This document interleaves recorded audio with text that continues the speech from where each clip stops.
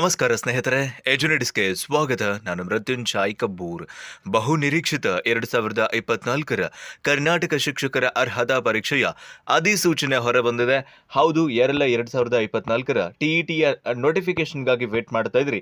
ನಿಮ್ಮ ವೇಟ್ ಈಗ ಓವರ್ ಆಗಿದೆ. ಇದೀಗ ಕರ್ನಾಟಕ ಟಿಇಟಿಯ ನೋಟಿಫಿಕೇಶನ್ ಅನ್ನ ರಿಲೀಸ್ ಮಾಡಲಾಗಿದ್ದು, ಅದಕ್ಕೆ ಸಂಬಂಧಪಟ್ಟಂತೆ ಕರ್ನಾಟಕ ಟಿಇಟಿಯನ್ನು ಯಾರು ಬರೀಬಹುದು, ಪ್ರಮುಖ ದಿನಾಂಕಗಳೇನು, ಅರ್ಜಿ ಸಲ್ಲಿಸೋದು ಹೇಗೆ, ವಯೋಮಿತಿ ಎಷ್ಟಿದೆ, ಫೀಸ್ ಅನ್ನು ಎಷ್ಟು ಭರ್ತಿ ಮಾಡಬೇಕು, ಪತ್ರಿಕೆ 1 ಮತ್ತು ಪತ್ರಿಕೆ 2ಕ್ಕೆ ಸಂಬಂಧಪಟ್ಟಂತ ಅರ್ಹತೆಗಳೇನೇನಿದೆ, ವಿಷಯಗಳೇನೇನಿದೆ ಇತ್ಯಾದಿ ಈ ಕರ್ನಾಟಕ ಟಿಇಟಿ 2024ರ ಸಂಪೂರ್ಣ ಅಧಿಸೂಚನೆಯನ್ನ ಓವರ್ ವ್ಯೂ ಮಾಡುವಂತಹ ಪ್ರಯತ್ನವನ್ನ ಈ ವಿಡಿಯೋದ ಮೂಲಕ ಮಾಡ್ತಾ ಇದ್ದೀನಿ. ನೀವೇನಾದ್ರೂ ಎಜುನಿಟ್ಸ್ಗೆ ಹೊಸಬರಾಗಿದ್ರೆ ಅಥವಾ ಇನ್ನೂವರೆಗೂ ಸಬ್ಸ್ಕ್ರೈಬ್ ಮಾಡ್ಕೊಂಡಿಲ್ಲ ಅಂತಾದ್ರೆ ಸಬ್ಸ್ಕ್ರೈಬ್ ಆಗೋದನ್ನ ಮರಿಬೇಡಿ ಮತ್ತು ಮುಂದಿನ ಎಲ್ಲ ಅಪ್ಡೇಟ್ಸ್ಗಳಿಗಾಗಿ ನೋಟಿಫಿಕೇಶನ್ ಬೆಲ್ ಒತ್ತಿ ಆಲ್ ಅಂತ ಸೆಲೆಕ್ಟ್ ಮಾಡಿ. ಆದ್ಮೇಲೆ ಗಮನಿಸಿದ್ರಿ, ಕರ್ನಾಟಕ ಶಿಕ್ಷಕರ ಅರ್ಹತಾ ಪರೀಕ್ಷೆ 2024ರ ಅಧಿಸೂಚನೆಯನ್ನು ಗಮನಿಸ್ತಾ ಇದ್ವಿ. ಮೊದಲಿಗೆ ಪ್ರಮುಖ ದಿನಾಂಕಗಳನ್ನ ನೋಡ್ಕೊಂಡು ಬಿಡೋಣ. ಆನ್ಲೈನ್ ಮೂಲಕ ಅರ್ಜಿನ ಸಲ್ಲಿಸೋದಕ್ಕೆ ಆರಂಭ ಆಗೋದು ಯಾವಾಗ ಅಂದ್ರೆ 15/4/2024ರಿಂದ ಮತ್ತು ಕೊನೆಯ ಆಗೋದು 15/5/2024ಕ್ಕೆ. ಏಪ್ರಿಲ್ 15ರಿಂದ ಅಪ್ಲಿಕೇಶನ್ ಓಪನ್ ಆಗ್ತಾ ಇದೆ. ಮೇ 15ನೇ ತಾರೀಕಿಗೆ ಅಪ್ಲಿಕೇಶನ್ ಕ್ಲೋಸ್ ಆಗ್ತಾ ಇದೆ. ಈಗಾಗಲೇ ತಿಳಿಸಿದಂತೆ ಜೂನ್ 30ನೇ ತಾರೀಕಿಗೆ ಕರ್ನಾಟಕ ಟಿಇಟಿ ನಡೆಯುತ್ತೆ. ಭಾನುವಾರದಂದು ಬೆಳಗ್ಗೆ 9:30ರಿಂದ 12 ಗಂಟೆ ಮೊದಲ ಪೇಪರ್ ಇರುತ್ತೆ. ನಂತರ 2 ಗಂಟೆಯಿಂದ 4:30 ತನಕ ಪತ್ರಿಕೆ 2 ಅಥವಾ ಪೇಪರ್ 2 ನಡೆಯುತ್ತೆ. ಈಗಾಗಲೇ ಗೊತ್ತಿದೆ ನಿಮಗೆ, ಕರ್ನಾಟಕ ಟಿಇಟಿಯನ್ನು ನಾವು ಕರ್ನಾಟಕದಲ್ಲಿ ಶಾಲಾ ಶಿಕ್ಷಕರಾಗೋದಕ್ಕೆ 1ರಿಂದ 8ನೇ ತರಗತಿಯ ಶಿಕ್ಷಕರಾಗೋದಕ್ಕೆ ಬೇಕಾದಂತಹ ಒಂದು ಅರ್ಹತೆ ನಮ್ಮ ಕರ್ನಾಟಕ ಟಿಇಟಿ ಆಗಿರುವಂಥದ್ದು. ನಾವು ಕರ್ನಾಟಕ ಟಿಇಟಿಯನ್ನು ಪಾಸ್ ಆದ್ರೆ ಮಾತ್ರ ಶಿಕ್ಷಕರ ಹುದ್ದೆಗಳಿಗೆ ಅರ್ಜಿ ಸಲ್ಲಿಸೋದಕ್ಕೆ ನಮಗೆ ಅವಕಾಶ ಸಿಗುತ್ತೆ ಅನ್ನೋದನ್ನ ಕೂಡ ನಾವಿಲ್ಲಿ ಅತ್ಯಂತ ಸ್ಪಷ್ಟವಾಗಿ ಗಮನಿಸಬೇಕಾಗುತ್ತೆ. ಇನ್ನು ಒಂದಿಷ್ಟು ಪ್ರಮುಖ ಸೂಚನೆಗಳನ್ನು ಕೊಟ್ಟಿದ್ದಾರೆ. ಏನು ಅಂತಂದ್ರೆ 15/4/2024ರಿಂದ 15/5/2024ರ ಒಳಗಾಗಿ ಇಲಾಖೆಯ ವೆಬ್ಸೈಟ್ https://schooleducation.karnataka.gov.in ಲಾಗಿನ್ ಆಗಿ ನಾವು ಅರ್ಜಿನ ಸಲ್ಲಿಸಬೇಕಾಗುತ್ತೆ. ಡೋಂಟ್ ವರಿ, ನಾನು ಮೊಬೈಲ್ ಮೂಲಕ ಹೇಗೆ ಅರ್ಜಿ ಸಲ್ಲಿಸಬೇಕು ಯಾವುದೇ ತಪ್ಪಿಲ್ಲದೆ ಅಂತ ಅನ್ನುವಂಥ ಮತ್ತೊಂದು ಡೆಮೋ ವಿಡಿಯೋನ ನಿಮ್ಮ ಜೊತೆಗೆ ಹಂಚಿಕೊಳ್ತೀನಿ. ಅಂಡ್ ಆನ್ಲೈನ್ ಅರ್ಜಿಯಲ್ಲಿ ಯಾವುದೇ ಮಾಹಿತಿಯನ್ನು ನೀವು ಅರ್ಥಪೂರ್ಣವಾಗಿ ತುಂಬಬೇಕಾಗುತ್ತೆ. ನೀವು ಯಾವುದೇ ಬಿಟ್ಟು ಹೋದಂಥ ಮಾಹಿತಿ ಅಥವಾ ಸುಳ್ಳು ಮಾಹಿತಿ ಅಥವಾ ಅರ್ಧಮರ್ಧ ಮಾಹಿತಿಯನ್ನು ತುಂಬಿದ್ರೆ ಅದು ನಿಮ್ಮ ಕ್ಯಾಂಡಿಡೇಚರ್ ಅನ್ನ ರದ್ದು ಮಾಡಿಕೊಳ್ಳೋದಕ್ಕೆ ನೀವೇ ಅವಕಾಶ ಕೊಟ್ಟಂಗಾಗುತ್ತೆ. ಸರಿಯಾದ ವಿವರಗಳನ್ನು ಭರ್ತಿ ಮಾಡಿ ಪೇಮೆಂಟ್ ಅನ್ನು ಮಾಡಿದ ನಂತರ ನೀವು ಪ್ರಿಂಟ್ಔಟ್ ಅನ್ನ ತೆಗೆದುಕೊಳ್ಬೇಕಾಗುತ್ತೆ. ನೀವು ಒಂದು ಅಪ್ಲಿಕೇಶನ್ ಅನ್ನ ಮಾತ್ರ ಸಬ್ಮಿಟ್ ಮಾಡಬೇಕು. ಇನ್ ಕೇಸ್ ಜಾಸ್ತಿ ಮಾಡಿದ್ರಿ ಅಂತಂದ್ರೆ ಹೊಸದಾಗಿ ಯಾವುದನ್ನ ಸಲ್ಲಿಸಿರ್ತೀರಾ ಅದನ್ನ ಅವರು ಕನ್ಸಿಡರ್ ಮಾಡ್ತಾರಂತೆ.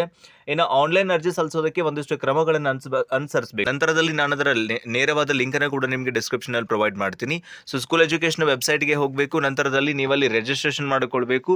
ರಿಜಿಸ್ಟ್ರೇಷನ್ ನಂತರ ಲಾಗಿನ್ ಆಗಿ ಎಲ್ಲ ವಿವರಗಳನ್ನ ಭರ್ತಿ ಮಾಡಬೇಕು.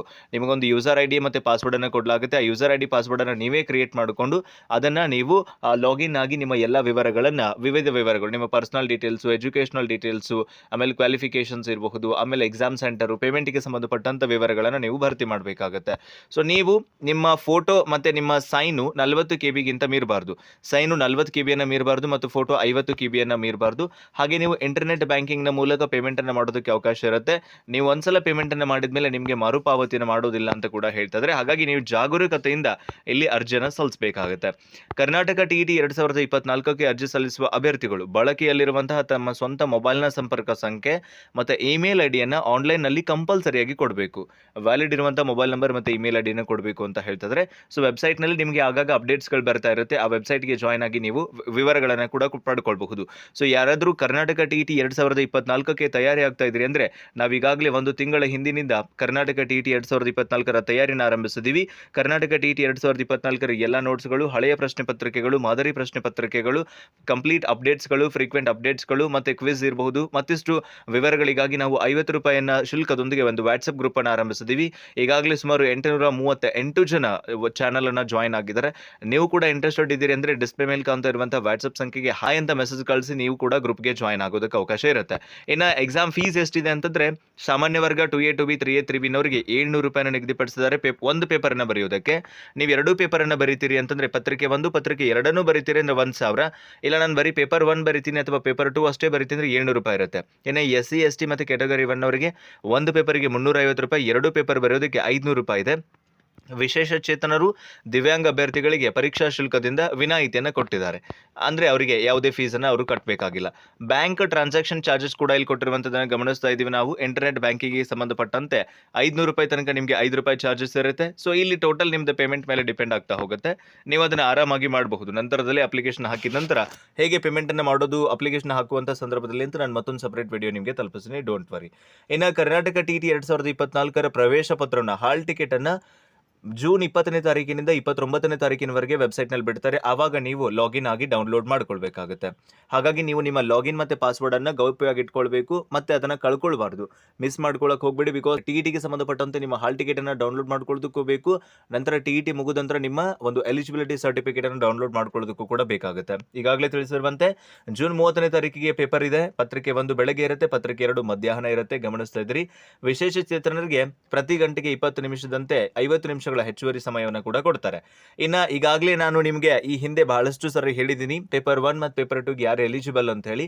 ಪೇಪರ್ 1 ಎಲಿಜಿಬಲ್ ಇರುವಂಥವ್ರು ಗಮನಿಸಿದ್ರಿ, ಸೆಕೆಂಡ್ PUC ನಲ್ಲಿ 50% ಮತ್ತೆ 2 ವರ್ಷದ DLED ಪಾಸ್ ಆದವರು ಅಥವಾ ಅಡ್ಮಿಷನ್ ತಗೊಂಡವರು, ಅಥವಾ ಸೆಕೆಂಡ್ PUC ನಲ್ಲಿ 50% ಪಡ್ಕೊಂಡು 4 ವರ್ಷದ ಬ್ಯಾಚುಲರ್ ಇನ್ ಎಲಿಮೆಂಟರಿ ಎಜುಕೇಶನ್ ಅಲ್ಲಿ ಪಾಸ್ ಆದಂಥವ್ರು ಅಥವಾ ಅಡ್ಮಿಷನ್ ತಗೊಂಡಂಥವ್ರು, ಅಥವಾ PUC ನಲ್ಲಿ 50% ಮತ್ತೆ 2 ವರ್ಷದ ಡಿಪ್ಲೊಮಾ ಇನ್ ಎಜುಕೇಷನ್ ವಿಶೇಷ ಶಿಕ್ಷಣದಲ್ಲಿ ಪಾಸ್ ಆದಂಥವ್ರು ಅಥವಾ ಅಡ್ಮಿಷನ್ ತಗೊಂಡು ಓದ್ತಾ ಇರೋಂಥವ್ರು, ಅಥವಾ ಡಿಗ್ರಿನಲ್ಲಿ 50% ಪಡ್ಕೊಂಡು 2 ವರ್ಷದ DEDನಲ್ಲಿ ಓದ್ತಾ ಇರಬಹುದು ಅಥವಾ ಪಾಸ್ ಆಗಿರಬಹುದು, ಅಥವಾ ಪದವಿಯಲ್ಲಿ ಅಂದರೆ ಡಿಗ್ರಿನಲ್ಲಿ 50% ಅಂಕ ಪಡ್ಕೊಂಡಿರಬೇಕು ಮತ್ತು B.Ed ಓದ್ತಾ ಇರೋರು ಅಥವಾ B.Ed ಪಾಸ್ ಆದಂಥವ್ರು ಪೇಪರ್ 1 ಬರೆಯೋದಕ್ಕೆ ಪ್ರಸ್ತುತ ಅರ್ಹರಿರ್ತಾರೆ. ಪೇಪರ್ 1 ಅಂದರೆ 1ರಿಂದ 5ನೇ ತರಗತಿಯ ಶಿಕ್ಷಕರಾಗೋದಕ್ಕೆ ಬೇಕಾದ ಅರ್ಹತೆಯನ್ನು ಇಲ್ಲಿ ನಾವು ಗಮನಿಸ್ತಾ ಇದ್ವಿ. ಇನ್ನು ಪೇಪರ್ 2ಗೆ ಅರ್ಹತೆ ಏನಿದೆ ಅಂತಂದರೆ ಈ ಡಿಗ್ರಿನಲ್ಲಿ 50% ಮತ್ತು 2 ವರ್ಷದ DLED ಪಾಸ್ ಆದಂಥವ್ರು ಅಥವಾ ಅಡ್ಮಿಷನ್ ತಗೊಂಡು ಓದ್ತಾ ಇರುವಂಥವ್ರು ಇರ್ಬೋದು, ಅಥವಾ ಡಿಗ್ರಿನಲ್ಲಿ 50% ಮತ್ತು B.Ed ಪಾಸ್ ಆದವರು, ಅಥವಾ B.Edಗೆ ನೀವು ಅಡ್ಮಿಷನ್ ತಗೊಂಡು ಓದ್ತಾ ಇದ್ದೀರಿ, ಫಸ್ಟ್ ಇಯರಲ್ಲಾದರೂ ಓದ್ತಾ ಇರಿ, ಫಸ್ಟ್ ಸೆಮ್ಮಲ್ಲಾದರೂ ಓದ್ತಾ ಇರಿ, ಅಥವಾ ನೀವು ಒಂದು ವಾರದ ಹಿಂದೆ ಅಡ್ಮಿಷನ್ ತಗೊಂಡಿದ್ದೀನಿ ಸರ್ ನಾನು ಬರಿಬಹುದಾ? ಎಸ್, ಬರೆಯೋದಕ್ಕೆ ಅರ್ಹರಿರ್ತೀರಿ, ನೀವು ಬರಿಬಹುದು. ಇನ್ನು PUCನಲ್ಲಿ ಸೀನಿಯರ್ ಸೆಕೆಂಡರಿನಲ್ಲಿ 50% ತಗೊಂಡು 4 ವರ್ಷದ ಬ್ಯಾಚುಲರ್ ಇನ್ ಎಲಿಮೆಂಟರಿ ಎಜುಕೇಷನಲ್ಲಿ BLEDನಲ್ಲಿ ಪಾಸ್ ಆದಂಥವ್ರು ಅಥವಾ ಅಡ್ಮಿಷನ್ ತಗೊಂಡಂಥವ್ರು ಕೂಡ ಬರೆಯೋದಕ್ಕೆ ಅವಕಾಶ ಇರುತ್ತೆ ಪೇಪರ್ 2ಗೆ ಸಂಬಂಧಪಟ್ಟಂತೆ. ಇನ್ನು ಡಿಗ್ರಿನಲ್ಲಿ 50% ಪಡೆದಿರಬೇಕು ಮತ್ತು 2 ವರ್ಷದ B.Ed ವಿಶೇಷ ಶಿಕ್ಷಣ ಮಾಡಿದ್ರೆ ಅಂದರೆ ಅವರು ಕೂಡ ಅರ್ಹರಿರ್ತಾರೆ ಅನ್ನೋದನ್ನು ನಾವಿಲ್ಲಿ ಗಮನಿಸಬೇಕಾಗುತ್ತೆ. ಇನ್ನು ಒಂದಿಷ್ಟು ಸೂಚನೆಗಳನ್ನು ಕೊಟ್ಟಿದ್ದಾರೆ. SC ST ಕ್ಯಾಟಗರಿ 1 ಮತ್ತು ವಿಶೇಷ ಚೇತನ ದಿವ್ಯಾಂಗ ಅಭ್ಯರ್ಥಿಗಳಿಗೆ ಅರ್ಹತಾ ವಿದ್ಯಾರ್ಹತೆಯಲ್ಲಿ ನಿಗದಿಪಡಿಸಿದ ಅರ್ಹತಾ ಅಂಕಗಳಲ್ಲಿ 5% ರಿಯಾಯಿತಿ ಇರುತ್ತೆ. ನಮಗೆಲ್ಲ 50% ನಿಗದಿಪಡಿಸಿದ್ರೆ ಸಾಮಾನ್ಯ ಅಭ್ಯರ್ಥಿಗಳಿಗೆ 50% ಇದೆ, ಪದವಿಯಲ್ಲಿ ಕನಿಷ್ಠ 50 ಅಂತ. SC ST ಕ್ಯಾಟಗರಿ 1 ಮತ್ತು ವಿಶೇಷ ಚೇತನರು 45% ಪಡ್ಕೊಂಡ್ರು ಕೂಡ ಅವರು TETಗೆ ಅಪಿಯರ್ ಆಗೋದಕ್ಕೆ ಅವಕಾಶ ಇರುತ್ತೆ. ಇನ್ನು NCTE ಇಂದ ಮಾನ್ಯತೆ ಪಡೆದ ಡಿಪ್ಲೊಮಾ ಪದವಿ ಕೋರ್ಸ್ಗಳನ್ನು ಮಾತ್ರ ಕರ್ನಾಟಕ TET ಬರೆಯೋದಕ್ಕೆ ಅವರು ಕನ್ಸಿಡರ್ ಮಾಡ್ತಾರೆ. ಅದನ್ನು ಬಿಟ್ಟು ಬೇರೆ ಯಾವುದೇ ಅರ್ಹತೆಗಳನ್ನು ಕನ್ಸಿಡರ್ ಮಾಡೋದಿಲ್ಲ. ನೀವು B.Ed ಫಸ್ಟ್ ಸೆಮ್ಮಲ್ಲಿ ಓದ್ತಾ ಇದ್ರಿ, ಫಸ್ಟ್ ಇಯರಲ್ಲಿ ಓದ್ತಾ ಇದ್ರಿ ಅಂದರೆ ನೀವು ಕೂಡ ಅರ್ಹರಿದ್ದೀರಿ, ನೀವು ಕೂಡ ಬರೀಬಹುದು. ಇದನ್ನು ಹೊರತುಪಡಿಸಿ ಕರ್ನಾಟಕ ಅರ್ಹತಾ ಪರೀಕ್ಷೆಯ ವಿಷಯ, ವಸ್ತು ಮತ್ತು ಸ್ವರೂಪದ ಬಗ್ಗೆ ನೋಡ್ತಾ ಹೋಗೋದಾದ್ರೆ, ಸೊ ಇದು ಪತ್ರಿಕೆ 1 ಮತ್ತು ಪತ್ರಿಕೆ 2 ಒಳಗೊಂಡಿರುತ್ತೆ. ಪತ್ರಿಕೆ 1 1ರಿಂದ 5ನೇ ತರಗತಿಯ ಶಿಕ್ಷಕರಿಗಾಗಿ, ಪತ್ರಿಕೆ 2 6ರಿಂದ 8ನೇ ತರಗತಿಯ ಶಿಕ್ಷಕರಿಗಾಗಿ ನಡೆಯುವಂಥದ್ದು. ಒಟ್ಟು 150 ಅಂಕಗಳಿರ್ತವೆ. ಪ್ರತಿ ಪ್ರಶ್ನೆಗೆ 1 ಅಂಕ ಇರುತ್ತೆ. ಯಾವುದೇ ನೆಗೆಟಿವ್ ಇರೋದಿಲ್ಲ, ನೋ ನೆಗೆಟಿವ್ ಇವ್ಯಾಲ್ಯೂಯೇಷನ್. 150ಕ್ಕೆ 150 ಪ್ರಶ್ನೆಗಳಿಗೂ ನೀವು ಉತ್ತರಿಸೋದಕ್ಕೆ ಅವಕಾಶ ಇರುತ್ತೆ. ಇನ್ನು ಈಗಾಗಲೇ ನಾವು ಗಮನಿಸಿದಂತೆ ಒಟ್ಟು ಇಲ್ಲಿ ನಿಮಗೆ 5 ವಿಷಯಗಳಿರ್ತವೆ ಪೇಪರ್ 1 ನಲ್ಲಿ. ಎಲ್ಲರಿಗೂ ಕೂಡ ಕಂಪಲ್ಸರಿ ಇರ್ತವೆ. ನೀವು ಸೈನ್ಸ್ ಆದರೂ ಆಗಿರಿ, ಆರ್ಟ್ಸ್ ಆದರೂ ಆಗಿರಿ, ಕಾಮರ್ಸ್ ಆದರೂ ಆಗಿರಿ, ಎಲ್ಲರಿಗೂ ಕೂಡ ಸೇಮ್. ಭಾಷೆ 1, ಭಾಷೆ 2, ಆಮೇಲೆ CDP ಇರುತ್ತೆ, ಮತ್ತೆ ಮ್ಯಾಥ್ಸ್ ಇರುತ್ತೆ, ಎನ್ವಿರಾನ್ಮೆಂಟಲ್ ಸ್ಟಡೀಸ್ ಅಥವಾ ಪರಿಸರ ಅಧ್ಯಯನ ಇರುತ್ತೆ. 5 ವಿಷಯಗಳು, ಒಟ್ಟು 150 ಅಂಕಗಳಿರ್ತವೆ.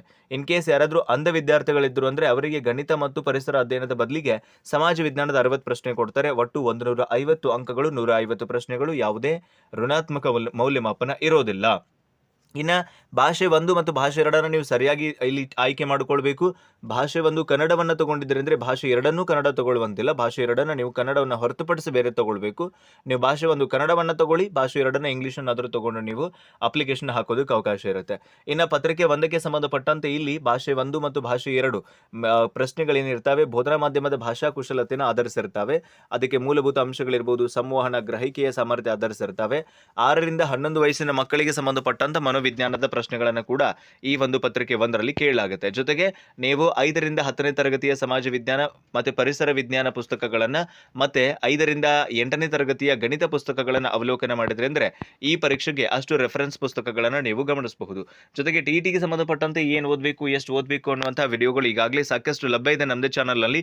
ಡಿಸ್ಕ್ರಿಪ್ಷನ್ನಲ್ಲಿ ಅವುಗಳ ಲಿಂಕನ್ನು ಕೂಡ ನಾನು ಪ್ರೊವೈಡ್ ಮಾಡಿರ್ತೀನಿ. ನಂತರದಲ್ಲಿ ನೀವು ಒಂದ್ಸಲ ಅವುಗಳನ್ನು ಚೆಕ್ ಮಾಡಿಕೊಂಡು ಆರಾಮಾಗಿ ಕೂತ್ಕೊಂಡು ಅಧ್ಯಯನವನ್ನು ಮಾಡಬಹುದು. ಇನ್ನು ಪೇಪರ್ 2ಗೆ ಸಂಬಂಧಪಟ್ಟ ಅಂತಂತೆ ನೋಡ್ತಾ ಹೋಗೋದಾದ್ರೆ ಪೇಪರ್ 2 ಇದು 6ರಿಂದ 8ನೇ ತರಗತಿಯ ಶಿಕ್ಷಕರಿಗಾಗಿ ನಡೆಸುವಂತಹ ಒಂದು ಪರೀಕ್ಷೆ ಆಗಿರುತ್ತೆ. ಈ ಪರೀಕ್ಷೆನಲ್ಲಿ ಆರ್ಟ್ಸ್ ಮತ್ತೆ ಕಾಮರ್ಸ್ನವರಿಗೆ ಸಮಾಜ ವಿಜ್ಞಾನ ಅವರಿಗೆ ಆಪ್ಷನಲ್ ಆದ್ರೆ ಸೈನ್ಸ್ನವರಿಗೆ ಸೈನ್ಸ್ ಮತ್ತೆ ಮ್ಯಾಥ್ಸ್ ಇಲ್ಲಿ ಆಪ್ಷನಲ್ ಆಗುತ್ತೆ. ಕಂಪಲ್ಸರಿಯಾಗಿ ಭಾಷೆ 1 ಭಾಷೆ 2 ಇರುತ್ತವೆ ಮತ್ತೆ ಶಿಶು ವಿಕಸನ ಮತ್ತು ಬೋಧನಾ ಕ್ರಮ ಇರುತ್ತೆ.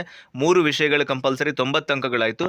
ವಿಜ್ಞಾನ ಶಿಕ್ಷಕರಿಗಾಗಿ ಗಣಿತ ಮತ್ತು ವಿಜ್ಞಾನ ಇದ್ರೆ ಸಮಾಜ ವಿಜ್ಞಾನ ಶಿಕ್ಷಕರಿಗಾಗಿ ಸಮಾಜ ವಿಜ್ಞಾನ ಇರುತ್ತೆ. 60 ಪ್ರಶ್ನೆಗಳಿರ್ತವೆ, ಒಟ್ಟು 150 ಅಂಕಗಳಿರ್ತವೆ. ಸೊ ಇದು 6ರಿಂದ 10ನೇ ತರಗತಿಯ ಪಠ್ಯಪುಸ್ತಕಗಳನ್ನು ಆಧರಿಸಿದ ಪ್ರಶ್ನೆಗಳನ್ನ ಈ ಒಂದು ವ್ಯಾಪ್ತಿಯಲ್ಲಿ ನಾವು ಗಮನಿಸಬಹುದು. ಇನ್ನು ಪ್ರಶ್ನೆ ಪತ್ರಿಕೆಯು ನಿಮಗೆ ಭಾಷಾ ವಿಷಯಗಳ ಹೊರತಾಗಿ ಎಲ್ಲಾ ವಿಷಯಗಳ ಪ್ರಶ್ನೆಗಳನ್ನ ಕನ್ನಡ, ಇಂಗ್ಲಿಷ್, ಉರ್ದು, ತಮಿಳು, ತೆಲುಗು, ಹಿಂದಿ ಮತ್ತು ಮರಾಠಿ ಮಾಧ್ಯಮದಲ್ಲಿ ಮುದ್ರಣ ಮಾಡಿರ್ತಾರೆ. ಆದರೆ ಅಭ್ಯರ್ಥಿ ಅರ್ಜಿ ಸಲ್ಲಿಸುವಾಗ ಆಯ್ಕೆ ಮಾಡಿಕೊಂಡ ಮಾಧ್ಯಮದಲ್ಲಿಯೇ ಉತ್ತರಿಸಬೇಕು. ನೀವು ಕನ್ನಡ ಮೀಡಿಯಂ ತಗೊಂಡು ಇಂಗ್ಲಿಷ್ ಮೀಡಿಯಂನಲ್ಲಿ ಉತ್ತರ ಕೊಡಂಗಿಲ್ಲ. ನೀವು ಯಾವುದು ಮೀಡಿಯಂ ತಗೊಂಡಿರ್ತೀರಿ ಅದೇ ಮೀಡಿಯಂನಲ್ಲಿ ನೀವು ಉತ್ತರವನ್ನು ಕೊಡಬೇಕಾಗುತ್ತೆ. ಇನ್ನು ಪ್ರಮಾಣ ಪತ್ರ ಎಷ್ಟು ಮಾರ್ಕ್ಸ್ ಬಿದ್ದರೆ ನಾವು ಪಾಸ್ ಆಗ್ತೀವಿ ಕರ್ನಾಟಕ TET-ನಲ್ಲಿ ಅಂದ್ರೆ ನೀವು GM ಆಗಿ 2A 2B 3A 3Bನವರಾಗಿದ್ರಿ ಅಂದ್ರೆ ನೀವು 60% ಪಡ್ಕೋಬೇಕು. ಅಂದ್ರೆ 150ಕ್ಕೆ 90 ಅಂಕಗಳನ್ನು ಪಡ್ಕೊಂಡ್ರೆ ನೀವು ಪಾಸ್ ಆಗ್ತೀರಿ, ಅಂದ್ರೆ ಅರ್ಹರಾಗ್ತೀರಿ. SC ST ಕ್ಯಾಟಗರಿ 1 ಅವರು 55% ಅಂದ್ರೆ 82.5 ಅಂಕಗಳನ್ನು ಪಡ್ಕೊಂಡ್ರು ಕೂಡ ಅವರು ಪಾಸ್ ಆಗ್ತಾರೆ. ಆಮೇಲೆ ಈ ಪ್ರಮಾಣ ಪತ್ರವನ್ನು ಅಪ್ಲೋಡ್ ಮಾಡ್ತಾರೆ. ನಂತರದಲ್ಲಿ ನೀವು ಅದನ್ನು ಡೌನ್ಲೋಡ್ ಮಾಡಿ ಇಟ್ಕೋಬೇಕು. ಬಿಕಾಸ್ ಇಲ್ಲಿ ಡಿಪಾರ್ಟ್ಮೆಂಟ್ ಯಾವುದೇ ಹಾರ್ಡ್ ಕಾಪಿ ಮಾರ್ಕ್ಸ್ ಕಾರ್ಡನ್ನು ಕೊಡೋದಿಲ್ಲ, ಆನ್ಲೈನ್ ಮುದ್ರಿತ ಕಾಪಿಯನ್ನು ಮಾತ್ರ ಕೊಡ್ತಾರೆ. ಹಾಗಾಗಿ ನೀವು ಅದನ್ನು ಸರಿಯಾಗಿ ಇಟ್ಕೊಳ್ಬೇಕಾಗುತ್ತೆ. ಅದಕ್ಕೆ ಸಂಬಂಧಪಟ್ಟಂತ ಕೀ ಉತ್ತರಗಳನ್ನು ಕೂಡ ಪ್ರಕಟಿಸ್ತಾರೆ. ಕೀ ಉತ್ತರಗಳನ್ನು ನೋಡ್ಕೊಳ್ಬಹುದು. ನೀವು ಆಕ್ಷೇಪಣೆಗಳಿದ್ರೆ 4 ದಿನಗಳ ಕಾಲಾವಕಾಶ ಇರುತ್ತೆ. ಆ ಸಂದರ್ಭದಲ್ಲಿ ನೀವು ಆಕ್ಷೇಪಣೆಗಳನ್ನು ಕೂಡ ಸಲ್ಲಿಸೋದಕ್ಕೆ ಅವಕಾಶ ಇರುತ್ತೆ. ಇನ್ನು ಕರ್ನಾಟಕ TET-ನ ಪಾಸ್ ಆದರೆ ಕರ್ನಾಟಕದಲ್ಲಿ ನೀವು ಶಾಲಾ ಶಿಕ್ಷಕರಾಗಿ ನೇಮಕಾತಿ ಆಗೋದಕ್ಕೆ ನಿಮಗೆ ಸಹಾಯಕಾರಿಯಾಗುತ್ತೆ. ಇದು ಲೈಫ್ ಟೈಮ್ ವ್ಯಾಲಿಡಿಟಿ ಇರುತ್ತೆ. ಒಂದ್ಸಲ ನೀವು ಪಾಸ್ ಆದರೆ ಅಂದ್ರೆ ಜೀವಿತಾವಧಿವರೆಗೂ ಕೂಡ ನಿಮಗೆ ವ್ಯಾಲಿಡಿಟಿ ಇರುತ್ತೆ. ಎಷ್ಟು ಸಲ ಬೇಕಾದ್ರೂ ನೀವು TET-ನ ಬರೀಬಹುದು, ಅಂಕಗಳನ್ನು ಸುಧಾರಣೆ ಮಾಡಿಕೊಳ್ಬಹುದು. ಒಂದ್ಸಲ ವ್ಯಾಲಿಡಿಟಿ ಸಿಕ್ಕರೆ ಅದು ನಿಮಗೆ ಲೈಫ್ ಟೈಮ್ ವ್ಯಾಲಿಡಿಟಿ ಸಿಕ್ಕಂಗೆ ಅನ್ನುವಂಥದ್ದನ್ನ ಕೂಡ ನೀವು ಇಲ್ಲಿ ಗಮನಿಸಬೇಕಾಗುತ್ತೆ. ಎಸ್, ಇದಿಷ್ಟು ಕರ್ನಾಟಕ TET 2024ರ ಒಂದು ನೋಟಿಫಿಕೇಶನ್ ಆಗಿದ್ದು, ಇಲ್ಲಿ ಮರು ಎಣಿಕೆ ಮರು ಮೌಲ್ಯಮಾಪನಕ್ಕೆ ಅವಕಾಶ ಇರುವುದಿಲ್ಲ. ಬಿಕಾಸ್ ಇದೊಂದು ಕಂಪ್ಯೂಟರ್ ಬೇಸ್ಡ್ ಇವ್ಯಾಲ್ಯೂಯೇಷನ್ ಆಗಿರೋದ್ರಿಂದ ಇಲ್ಲಿ ಯಾವುದೇ ರೀಚೆಕಿಂಗ್ ರಿವ್ಯಾಲ್ಯೂಯೇಷನ್ಗೆ ಅವಕಾಶಗಳು ಕೂಡ ಇರೋದಿಲ್ಲ ಅನ್ನುವಂಥದ್ದನ್ನ ಗಮನಿಸ್ತಾ ಇದ್ದೀವಿ. ಸೊ ಹಾಗಾಗಿ ಯಾರೆಲ್ಲ 2024ರ ಕರ್ನಾಟಕ TET-ಗೆ ವೇಟ್ ಮಾಡ್ತಾ ಇದ್ದೀರಿ, ಸೊ ಅವರೆಲ್ಲರಿಗೂ ಕೂಡ ಒಂದು ಗುಡ್ ನ್ಯೂಸ್ ಅಂತ ಹೇಳ್ಬಹುದು. ಈಗಾಗಲೇ ಇದಕ್ಕೆ ಸಂಬಂಧಪಟ್ಟಂತ ಪ್ರಮುಖ ದಿನಾಂಕಗಳನ್ನು ನಾನು ನಿಮ್ಮ ಜೊತೆಗೆ ಹಂಚಿಕೊಂಡಿದ್ದೀನಿ. ಆ್ಯಂಡ್ ಯಾರೆಲ್ಲ ತಯಾರಿಯನ್ನು ನಡೆಸ್ತಾ ಇದ್ರಿ ನಿಮ್ಮೆಲ್ಲರಿಗೂ ಕೂಡ ಗುಡ್ ಲಕ್, ಒಳ್ಳೆಯದಾಗಲಿ, ಆಲ್ ದ ಬೆಸ್ಟ್ ಹೇಳ್ತಾ ಕರ್ನಾಟಕ TET 2024ರ ನಿಮ್ಮ ತಯಾರಿಗೆ ನಮ್ಮ ಸಾಥ್ ಕೂಡ ಇರುತ್ತೆ. ಇದಕ್ಕೆ ಸಂಬಂಧಪಟ್ಟಂತ ಫ್ರೀಕ್ವೆಂಟ್ ಅಪ್ಡೇಟ್ಸ್ಗಳು, ಮಾಹಿತಿಗಳು, ಸಿಲೆಬಸ್ಗಳು, ಇಂಪಾರ್ಟೆಂಟ್ ವಿಡಿಯೋಸ್ಗಳು, ಇಂಪಾರ್ಟೆಂಟ್ ಟಾಪಿಕ್ಸ್ಗಳು, ಹಳೆಯ ಪ್ರಶ್ನೆ ಪತ್ರಿಕೆಗಳ ವಿಶ್ಲೇಷಣೆಗಳು, ನೋಟ್ಸ್ಗಳು ಇತ್ಯಾದಿಗಳನ್ನು ನಿಮ್ಮ ಜೊತೆಗೆ ಹಂಚ್ಕೊಳ್ತೀವಿ ಅಂತ ಹೇಳ್ತಾ ವಿಡಿಯೋ ಉಪಯೋಗಕಾರಿಯಾಗಿದೆ ಅಂತ ಭಾವಿಸ್ಕೊಂಡು ವಿಡಿಯೋನ ಎಂಡ್ ಮಾಡ್ತಾ ಇದ್ದೀನಿ. ಆ್ಯಂಡ್ ಯಾರೆಲ್ಲ ಪ್ರಿಪೇರ್ ಆಗ್ತಾ ಇದ್ರಿ ನಿಮ್ಮ ತಯಾರಿನ ಇನ್ನಷ್ಟು ಚುರುಕುಗೊಳಿಸಿ ಅಂತ ಹೇಳ್ತಾ wish all the best. Thank you so much. Have a good time.